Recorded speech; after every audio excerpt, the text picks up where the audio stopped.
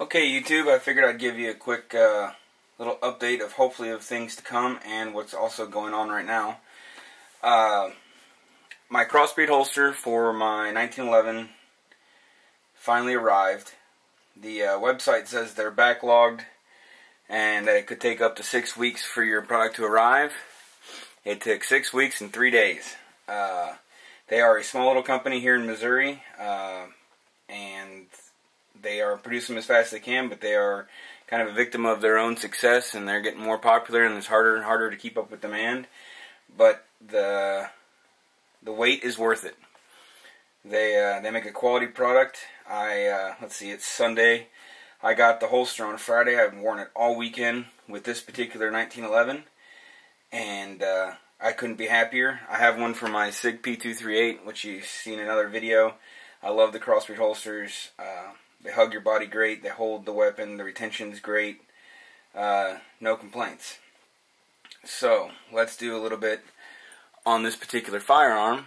And what I am carrying, I'm just trying it out. For the summer carry, I'll probably carry my SIG because it is smaller and with just a t-shirt to cover it. This does print a little bit while carrying it, but it's been cold the last few days. I've been able to carry it with a sweatshirt over, and absolutely no problems. But this is a Citadel, and we'll do a quick safety check on it. There's nothing in there. There's no magazine. Everything's good.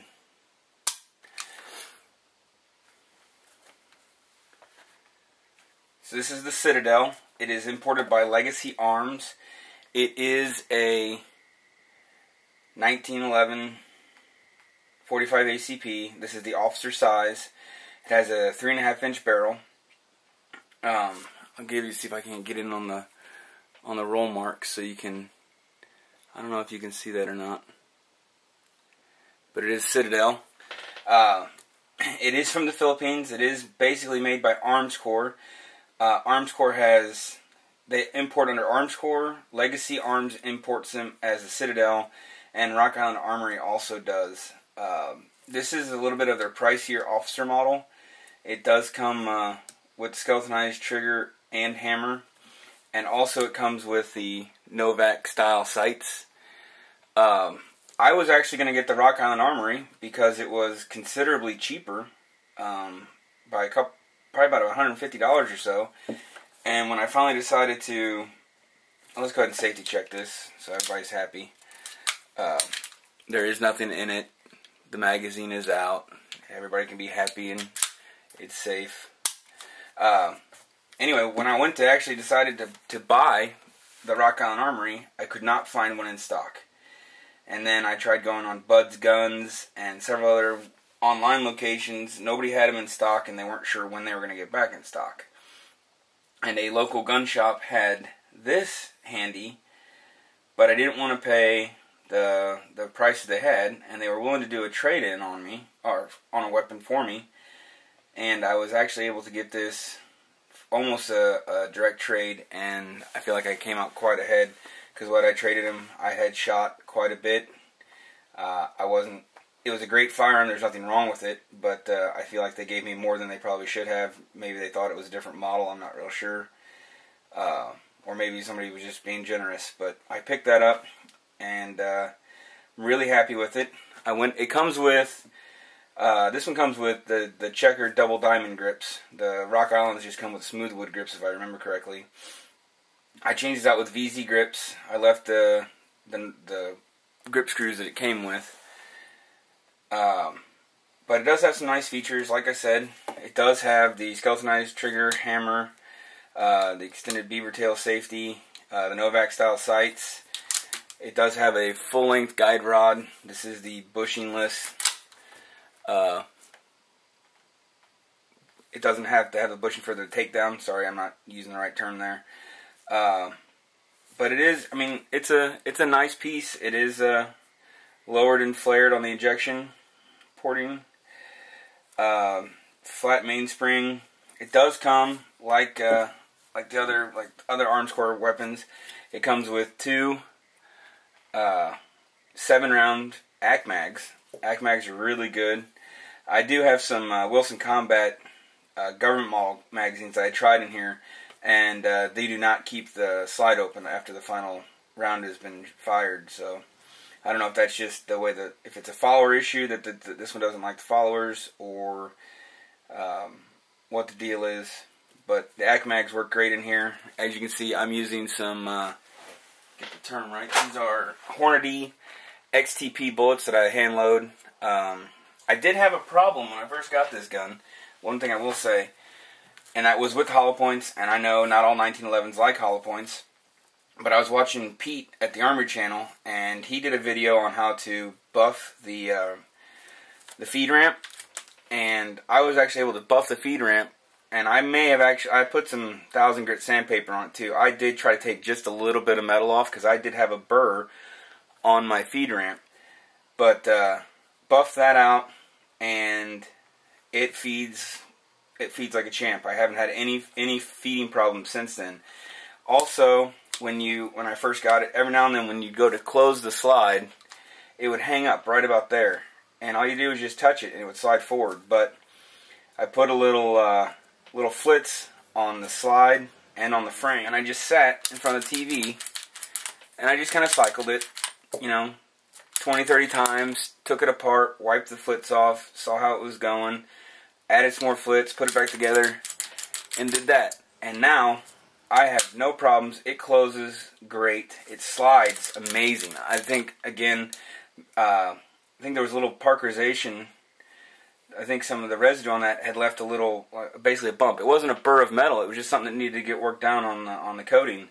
And she works great. So very excited, very happy with this so far.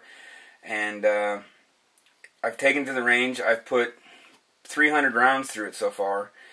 And after about the first 50 is when I was having the feed ramp problems. But I took it, watched that video, buffed it out, and since then, probably 250 rounds since then, I haven't had a single failure to feed, failure to eject. It's been working great. And I do like it. It has some nice features. The slide is angled there, so there's no sharp edges when you're going to holster it. I mean, there's just some nice details. These serrations are really deep, really thick. I mean, they're really nice. Can't say enough about it. It's like I said, it's a little pricier than the Rock Island Armories, but I also got it because I like those Novak style sights. I may put night sights on here. Do I need them? No. The other thing on the table, and I'm sure you're curious about, is right there, and it is Stag Arms. A box from Stag Arms, I should say. Let me take this back a little bit. I was at the store the other day because I've been thinking about building, or buying, I should say. Been thinking about buying a AR in a 6.8 SPC chambering, and I already have an AR in the 5.56, and I thought maybe I'll just buy an upper. Maybe I'll buy the whole rifle. Maybe I'll do a build, because I really like working on the ARs, and they're fairly simple, and you can do, I mean, if you think that working on the 1911 is fun, working on an AR is even more fun. There's even more toys that you can dress it up with. And I was at a local gun store, not too local to me, I guess. It's about an hour drive, and they had this on the counter, and they said they had 10 of them, and this was the last one. And actually, when I was there, some guy had bought one as well. And what it is if you can read that, it's a Stag Arms, and it is a stripped lower. The only part that you have to have the FFL for.